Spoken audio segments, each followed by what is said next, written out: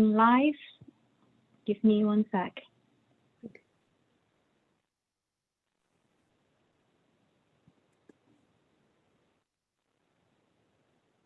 Okay, we're live. Angel clarifies complexities so we can realize our power. Now it's my pleasure to introduce our speaker.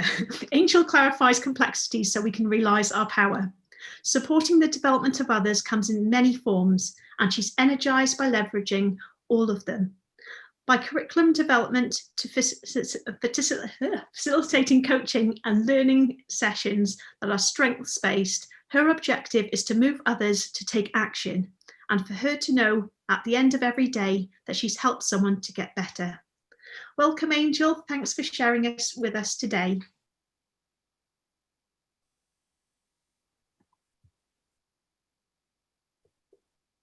You're on mute. Angel, you're on mute. Well, that isn't the first time that's happened today. Hello, friends. How is everybody doing? Throw it in the chat. Throw up a reaction. Let me know how you're doing. Where are you from? Pumped up. Process perfection. Excellent. Excited. We've got Panama, New Jersey, Pakistan, Atlanta, Georgia, Montreal, New York, Vegas, London, Tennessee. Hey, that's where I'm at. Well, welcome. Thank you guys so much for being here. I am super excited to be here, super excited to be involved in all of this wired, energizing stuff. This has been pretty amazing so far. I'm truly blessed to be a part of it. I am here. I exist in this world to clarify complexities so that we realize our power. The irony of the word choice is not lost on me, but sharing my purpose is really my first chance to bring a little bit of clarity. My purpose is all about removing these complicated barriers that we put up and really just allowing us to focus on actually making progress together.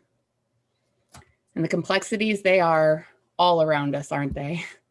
I mean, forget the ones that exist without interfering, but the way that we complicate our own lives, well, that's enough to keep a complexity clarifier busy for a long, long time. So let's talk about progress for just a minute. Give me a shout out, throw out a reaction, toss it in the chat. Have you ever heard the phrase progress, not perfection? Yes, yes, yes. How do you guys feel about that phrase? How do you feel about that phrase? Progress, not perfection. I am a perfectionist. All right. Hearing me. Okay, so Connie's got some of my perspective already in mind. Thank you. Christine is a perfectionist in rehab. Yes. Michelle, need to remind myself often. Awesome, awesome. Well, hopefully this talk will help with a little perspective. I've heard that phrase a lot as well. And I mean, I can certainly understand it. I mean, focusing on progress, the benefits of doing that over focusing on perfection are clear.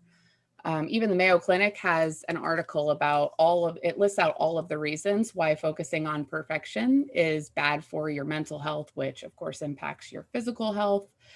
And thinking about all this and kind of researching all of this over the last several years, it makes me think about something that happened about 5 years ago. I was sitting down 5 years ago in an office to interview somebody for a spot on my team. For this session, we'll call her Hope. In the interview, I asked her a lot of questions, as one would in an interview. And she ended up sharing a lot of her story with me. She talked about some struggles that she had with addiction. She talked about how she had gone down a really bad path. Things had gotten really awful for her for a while. Luckily, by the time that she came into that interview, she was on a much better path. She had gotten her life back together. She was just sitting there hopeful and just trying to get a shot, hoping that someone would give her a chance. She told me about her recovery meetings. She had been clean and sober for about 1.5 years, and she told me that she had gotten this mantra from her meetings. And her mantra was progress, not perfection. Tal Ben-Shahar, a leader in the field of positive psychology, somebody who I am a big fan and have learned a lot from. He was speaking at a summit, and he said this: for the next 10 seconds, I want you all to think about anything other than a pink elephant. You know, pink elephant, big ears, Dumbo.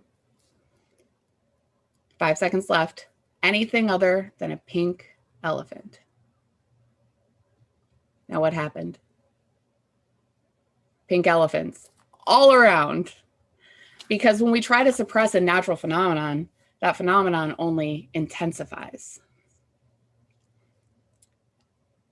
When I think back to Hope, she was so proud of the progress that she had made. But there was a certain sadness in accepting that perfection was unrealistic. But how can perfection be unrealistic?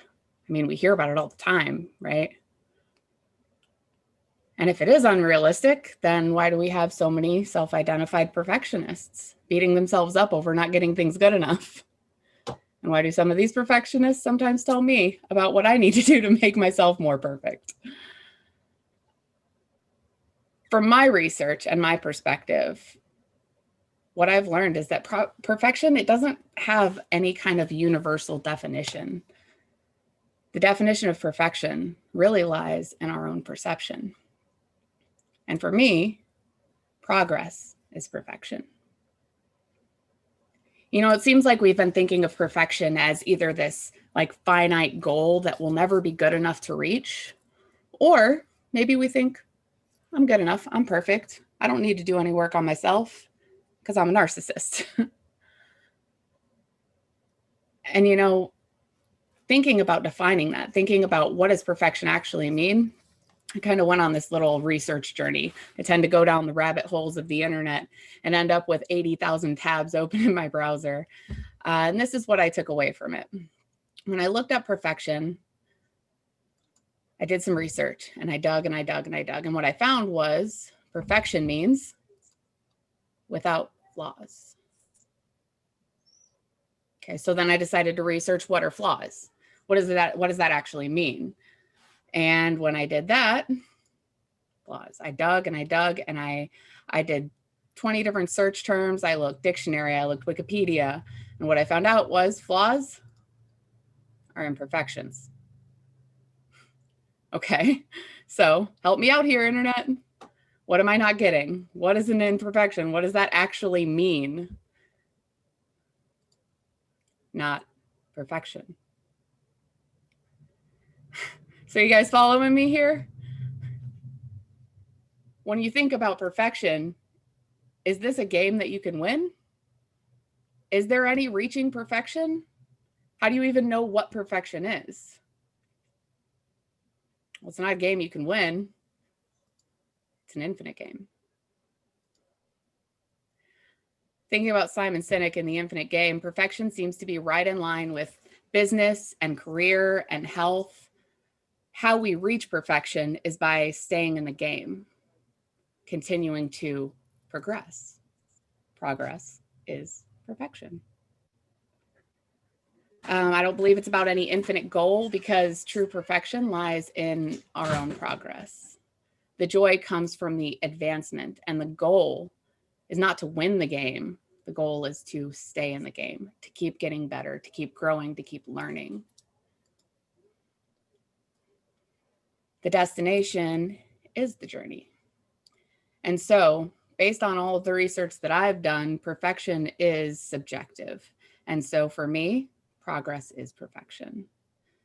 When I think back to Hope, I just remember seeing this amazing girl who, she was so strong and had so much courage. She had pulled herself back from a situation that we see so many people get stuck in and never get out of. And she had so much intelligence and so much passion. And in that moment, when she was sitting there in that office, she was absolutely the perfect version of herself. And so that experience, it really stuck with me. I mean, clearly you can see that it was like 5 or 6 years ago, and I still remember the feeling that I had in that moment. And honestly, like, it fundamentally changed the way that I view not just perfection, but success and goals, and really almost every aspect of my life. And then, of course, reading The Infinite Game only cemented this view for me. And so I started to change my perception. I started to change what I was reaching for. And that's hard. It's not hard to make goals. It's not hard to talk about goals, but making progress towards them, especially if your goal is something that's super far away or something that you may be looking at as unachievable, it's hard alone. It's a lot better and easier when you have people. Simon Sinek says better together. I mean, you can look at anybody who's accomplished anything, and you don't really see stories of success that happened with one person by themselves. It happens when we're together. And so one thing that's been really powerful for me is having my people, having accountability partners. And so I'd like to introduce you to one of those accountability buddies. This woman, when I met her, I had no idea who she was. Her and I worked in the same company for several years, and I may have heard her name, but didn't really know anything about her. She lives in another state, but I got the honor of participating in this leader series. Ended up facilitating a 2-day leader boot camp that she was attending. And she was one of several attendees. And when we were in that room, one of the activities that we did was, who's the greatest coach? And we had our leaders go through and list off different characteristics of the greatest coach. Who's the coach? What are the characteristics? Tell us about them. And in this session, as we're going around, I kept hearing the same name come up over and over and over again. And that was Evelyn Adame. And so if we could spotlight Evelyn for a second. Evelyn, can you say hello to the crowd? Hello, everyone. Evelyn Adame has been a huge part of my personal journey. Her and I, that journey started about 3.5 years ago.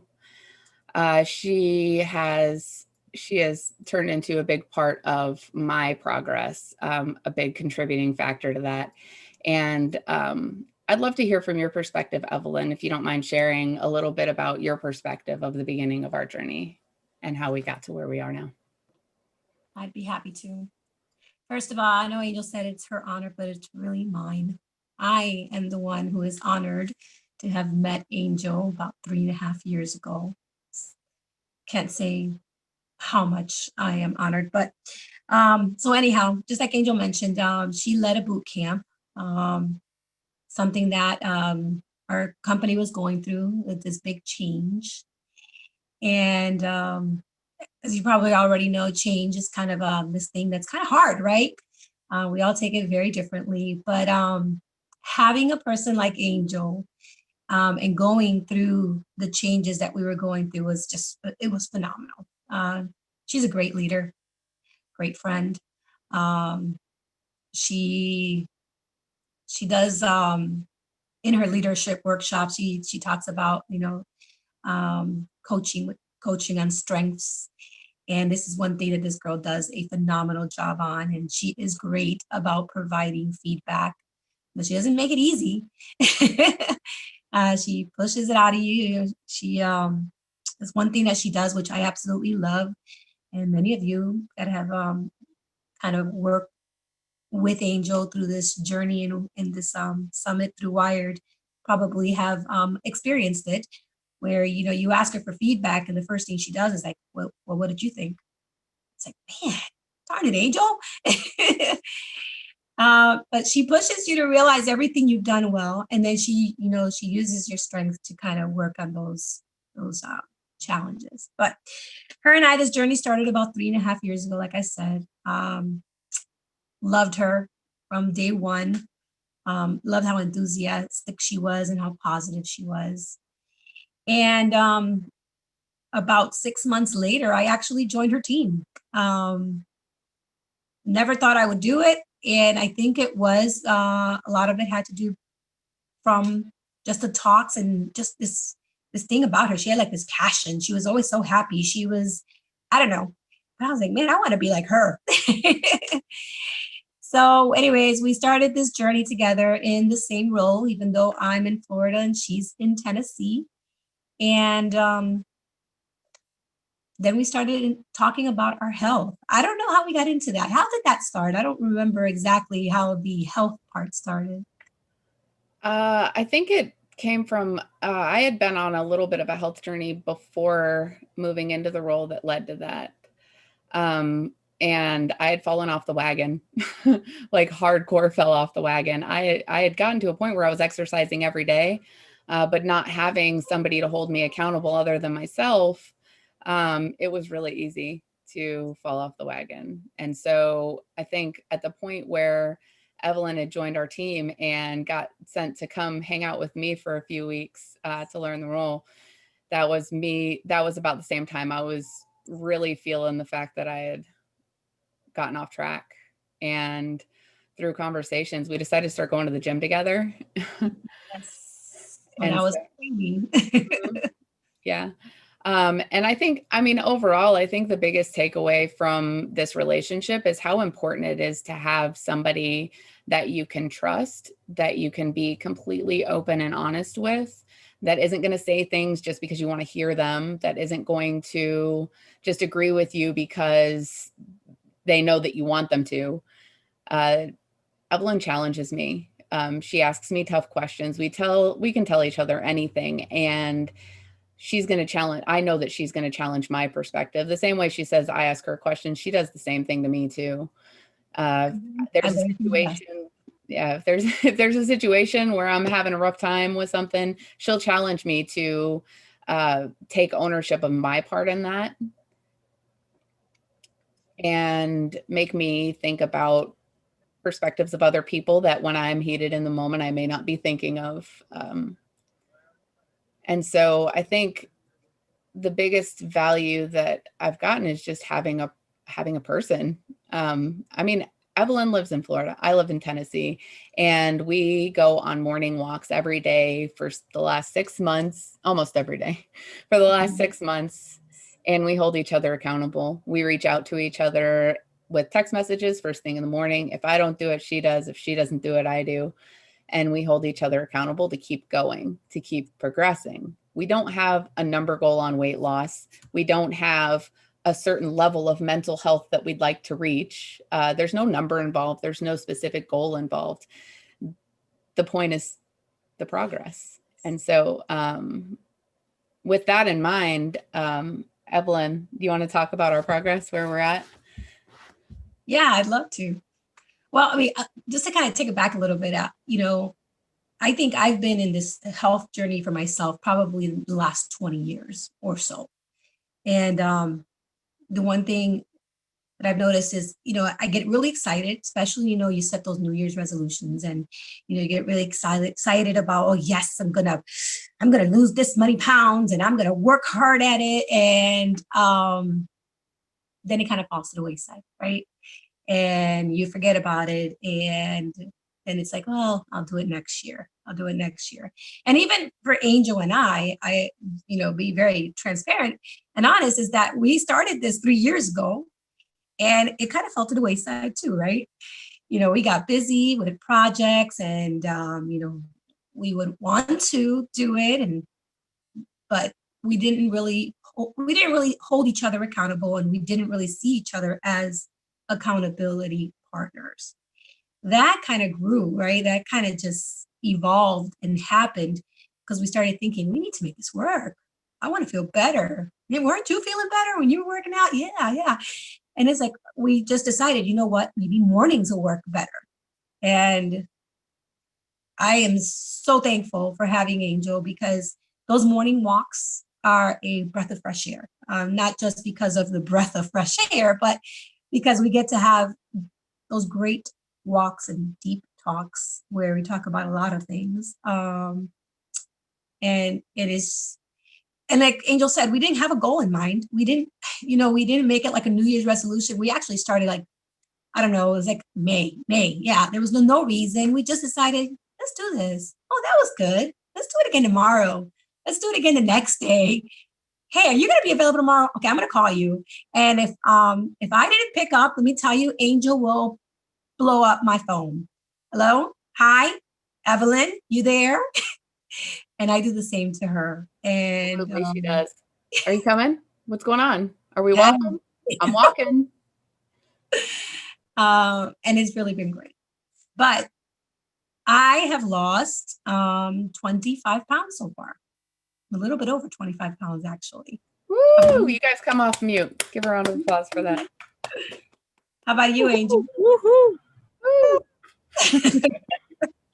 I am up to 33 pounds. I checked again this morning. I'm up to 33 pounds lost. And you know what? I think our journey is just a really good example of how focusing on behaviors, focusing on progress leads to the results that you want, the results that you're looking for.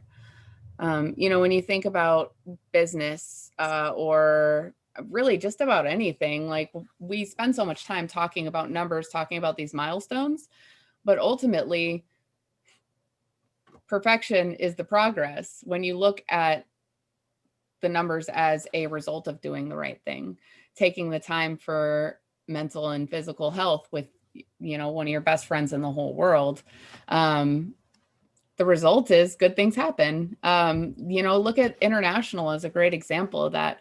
This whole conference is the result of a bunch of people just connecting and doing things that are meaningful. And we didn't set out saying, this is definitely going to be a success. We want to make sure that we have exactly this many speakers signed up for sure. We just started reaching out to people and asking, hey, you want to talk? Like, we don't have any money to give you, but we'd love to give you a stage to talk on and see if we can get some people to listen. The result is the product of doing the right thing and focusing on the progress and taking action. And so Evelyn and I have a super strong relationship that's built on trust and transparency and openness. And, if you all take nothing else away from this, I hope that you take away the value of progress and an accountability partner. And honestly, for the next, 10 or 20 minutes, I'd love to open it up and turn this into a bigger conversation. Any comments or questions from anyone inside the Zoom, raise your hand, come off mute. I want to open it up and have it be more of a conversation with you guys.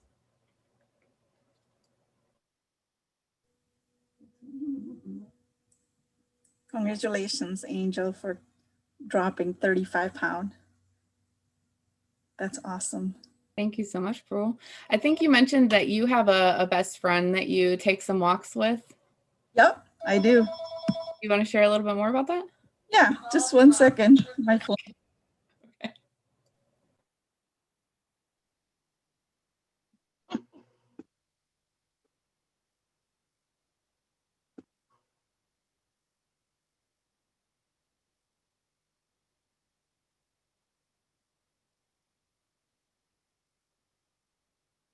You know what? So while we're waiting for other people to think through what they might want to share or ask, I know one question that's come up when I start talking about you, Evelyn, is how do you find that kind of relationship, or how do you build that kind of trust? And since you are somebody who is better at building relationships than most people I've ever met, would you like to share just a couple tips on how to build that kind of relationship and trust with somebody? Yeah, absolutely. One thing that I have learned over the years is that you have to lead with your heart.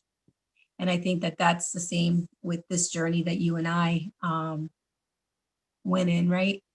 Put your heart out there. What's the worst that can happen? And it can turn into a really great relationship. like Angel and I's. I mean, we have a phenomenal relationship, and be vulnerable. I think it's huge. You know, if you show that vulnerability, the other is going to show it too, and it's just going to create a solid relationship. And that's one thing that I have told many people that I have mentored is, if you lead with your heart, you can't go wrong. And I think that's what works. Great. And starting, right? And starting and just starting somewhere. Don't go in with such high expectations. You know, just start. That's what happened, right? We just kind of started. I didn't know who this Angel Lovecchio was. And she turned out to be a phenomenal human being. So we've had a few comments in the chat, if that's okay. Yeah. One comment saying self-care is an important piece of resiliency. We've also had lots of congratulations in the chat window. Again, well done, ladies. It's an amazing job. There is another question in here. Are you introverts or extroverts? Good question. Evelyn and I are both extroverts. One of the cool things, we had a great leader when our team came together who took the time to do some personality tests and strengths finders, and I think that was a big contributing factor. So I think we have to give Andrel some credit for that one. It really helped us get to know each other on another level. One vision that he had for our team was for us to be like a family, not just a group of people who have to interact with each other 8 hours a day. And having a leader like that really helped, I think, grow our connection right from the start. And so any leaders out there, 16 personalities, strengths finder, even if you just use those two tools, they're great for building connection within your team. And so that was a big part. And I'll say, I personally struggle with vulnerability and sharing personal pieces of my life, just because I'm a super emotional person. And so when I start talking, even just now mentioning being vulnerable, like, I don't know if you guys can tell my eyes well up a little bit. But I think what made it easy with Evelyn is how open she was to sharing pieces of her life. And crying right there with you. We do. I'm telling you, people in my neighborhood probably think I'm nuts, because when her and I walk around in the morning, I have a block, right? And the block, I've learned from my Fitbit, is about 1,000 steps around. And so I'll go around one time and be laughing at 4 a.m. when we're taking a walk. And then I'll come around again 1,000 steps later and be crying. Like, they probably think I'm crazy. Yeah, we're here too. But you can inspire people by example too. You know, we talk about, we read books about leading from the front and being the example for people. And that I think building relationships is a great place to do that. So if you are an extrovert, it may be a little bit easier to interact with people, but with both of us being extroverts, it still was difficult for me to be vulnerable and share personal pieces of my life and my history. And so her doing that and being open, it opened the door. And, you know, I think Melissa was talking about that in her speech, how important it is to, when you're open with people, people will be open with you. And nothing's truer than this example right here of our relationship. Fantastic. I can see Parol is back. Yeah, sorry about that. My phone was ringing, and so I wanted to move away. So yeah, I want to say my rule with my best friend is we have no filters. We talk about anything. We start our walk at 6 a.m.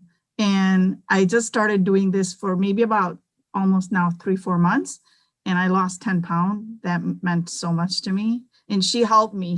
I literally went to my doctor for my next visit, and all these numbers were just, you know, yeah. So congratulations. That's awesome. That's amazing. Like, really, just like you shared about your friend, she's there. The moment I say something, she would be there for me. Beautiful. Thank you for sharing that. I like to say that I read a book, The Celestine Prophecy, and it talks about meeting people, the connections you make with people, and that everybody's there to teach you a lesson. Everybody has something to tell you, answer to a question you may not have even thought of at this point. And you guys, I mean, this alignment is a perfect alignment. You didn't do it by chance.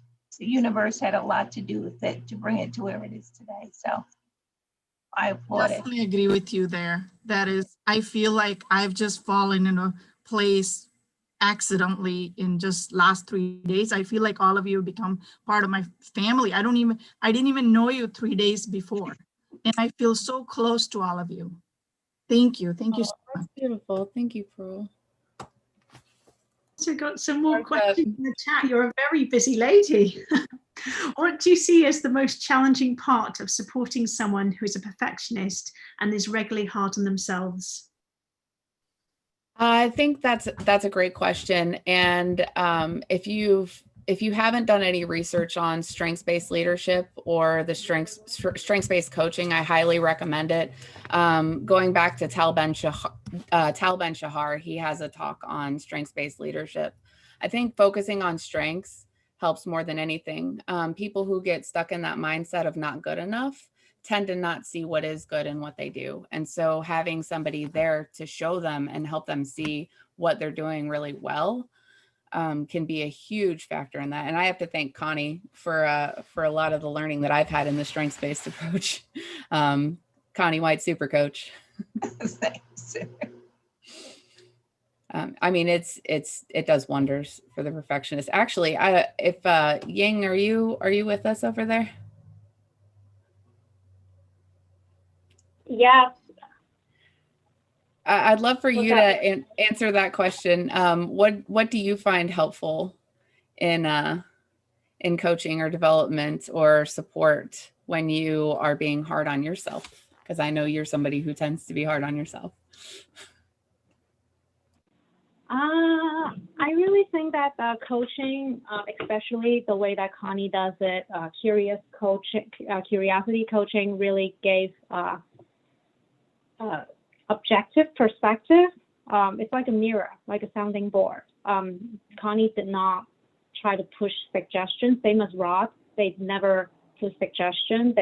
Their radical acceptance and their curiosity of asking me, practically repeating the same question that I said to them. And when I hear it from a different person, I was like, wow, this is really harsh. Dang, you're mean, Ying, to yourself. And same as you, Angel. Thank you for shaping my talk, which is later on. You are a super coach as well. Yes. Thank you so much for that. If I could add in, Angel? Yes, Melissa. Yes.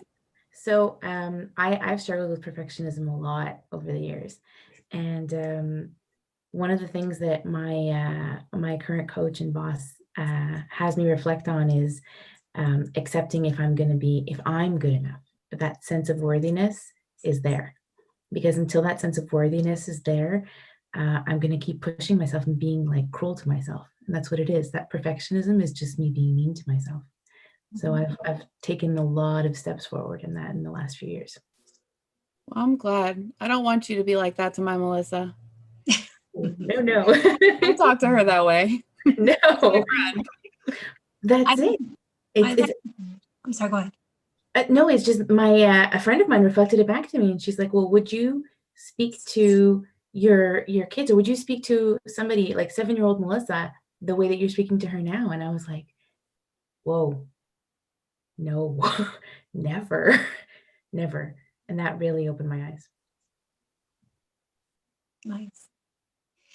For that person that struggles with that though, you know what I would recommend is write it down, get a piece of paper and write down all the good. If whatever it is that you're judging yourself on, and you cannot write anything negative. I mean, write down all the good. And you would be surprised how many great things, you've actually done or have accomplished. And then use those things, those strengths to manage the weaknesses or the opportunities that you have. But don't focus on those opportunities, focus on those strengths to manage whatever it is that you're working on. I have a recommendation. Go to Plum Paper and get a custom notebook. Mine says create your own sunshine and has my name on it. Plum Paper has gratitude journal that you can do. And so you can take that and kind of turn it into like a strengths-based approach. Like the things I'm grateful for, you can make your requirement to yourself. One thing I'm grateful for about myself, one thing I appreciate about myself, to kind of help stay in that mindset, the repetition of positive self-talk. There is a follow-on question in the chat that might be related to that. There's a comment in here saying, high expectations are my nemesis. Do you have any overlap on your strengths finder results or different or complementary strengths? I mean, that's a great question. I think a lot of our strengths are complementary, but mainly because we have worked together and learning how to leverage our strengths. For instance, like Evelyn's strengths are more in the execution domain, and my strengths are in the, strategy, I think is most of mine. And then both of us have a little bit of overlap in relationship building. And so just from knowing each other's strengths, we speak the same language because we both use StrengthsFinder and are familiar with each other's and have kind of gone into depth. One of the things, we both have a reminder on our calendar for like 7 a.m. every day. It's part of the accountability buddy thing. I think it's even named accountability buddy, isn't it? But it's got our strengths. We each have our strengths listed in there. And so we kind of reflect back on that. Now, even though it's on the reminder every day, we don't go in there and look at it every day, because who has the time for that? But we give each other grace, based on projects and things that we have to get done. But we do speak it as a language. And if there's a project that I'm working on where I know that Evelyn's strengths could come into play, I'll leverage her and I'll be like, hey, I need your help. Sometimes we'll just get on the phone with each other and we'll just sit there on the phone and do our work separately and then just use each other's sounding boards for stuff that we're getting stuck on. And, WYRED has been a lot like that too. The international team of wires, we connect, or sometimes we just run parallel, working on separate things and then chime into each other when we need to. I think Ying and I sat on the phone, a week or two ago for like 3 or 4 hours.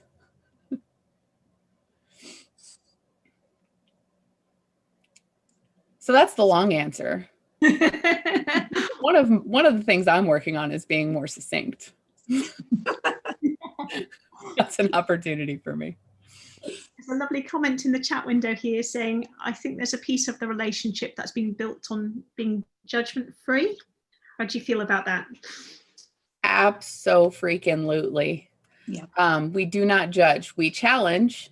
We ask questions to challenge each other's perspective, but we do not judge each other. It is 100% a safe space. I can come in there. I can do something super stupid. I can be completely irrational. And I know at the end of the day, Evelyn will still love me. And vice versa. We all have our moments. Yes, we do. We definitely do. There's a few more questions coming in. I'm just aware of time, but does it make sense that I've become a more compassionate person to myself by helping others? Read that one again for me. Yeah, it's a question in here. Does it make sense that I've become a more compassionate person to myself by helping others? Yes, but I'd love to hear a little bit more context. Who was that question from? That was from Christine. Oh, Christine. Yeah, come off mute. Tell me a little bit more what you mean. What's the question? So what I mean is, since I'm a perfectionist in rehab too, trying to let go some of those controlling freak things. But I have been more compassionate to myself by helping others. And I don't know if that makes sense. Why are you banana me? Oh, not you, banana. Angel love banana. So that's a great question, Christine. Absolutely. I will go on mute. Don't worry. No, you're fine. That's the 5-minute warning. That's the wrap it up, Angel. Be succinct warning. So I think, first of all, I think it's okay to be a perfectionist. I would challenge what your definition of perfection is. And so for me, perfection is in progress. If I'm making progress, I feel like I'm the most perfect version of me that I can be in that moment. And so that's the first thing I would say: accept who you are and redefine what you need to. Take what's useful and toss out what's useless. Coach Doc is where I learned that one from. If you don't know it, Google Coach Doc. He's a supernatural coach. Supernatural is a VR game, but he talks about, you know, people read all these books and they try to follow other people's stories to make them their own, when nobody's story is exactly the same. So take what's useful and just toss out what's useless. Instead of focusing on your history and the problems in your history and what you've done wrong, focus on what you can take from that situation, learn from it, and move forward, and just keep moving, keep progressing, because progress is perfection. Sorry. So the comment on compassion, being compassionate, you said being compassionate to others makes you more compassionate to yourself. Is that what you were saying? No, being by helping others, I can become a more compassionate person to myself. I think it's absolutely possible. I think some struggle with that, though. I mean, I think it might be easier for us to be more compassionate to other people than we are to ourselves. We tend to be harder on ourselves. But I think, you know, what we were talking about earlier with putting yourself in the perspective of how would you talk to somebody else, and then realizing what kind of tone you have with yourself, I think can make the difference. All right, we have 2 minutes left. We've got one final question, which I think is a really lovely question to end on, to be honest, is what is your best hopes and wishes for each other? I would say for me, it's just that we continue this journey. Stay in the game, as Angel said earlier. We're going to stay in the game. I can't say anything better than that. Keep progressing, because progress is perfection. Yes. Thank you, guys. Thank you for listening. Thank you for being here and sharing a little bit of my journey, a little bit of Evelyn's journey. I am so thankful to everybody that's here. I will hand it back to the mod to close it up. Thanks, Angel. Thank you so much, Angel. Thank you. We've got a minute left. So is there anyone else that wants to say anything before we end the session? Just a big thumbs up from everyone. I think they deserve a round of applause. I'm just coming off mute. Great job, guys. To connect with Angel, please visit WYRED.live and look in the speaker bio. We'll now take a 10-minute break to reset for the next session. Coming up next, we have Aura McKay and her session by Design Not Default. The tech will now close the room and admit speakers and attendees for the next session. If you didn't register for the next session but you'd like to watch more, please join our YouTube channel, Y International.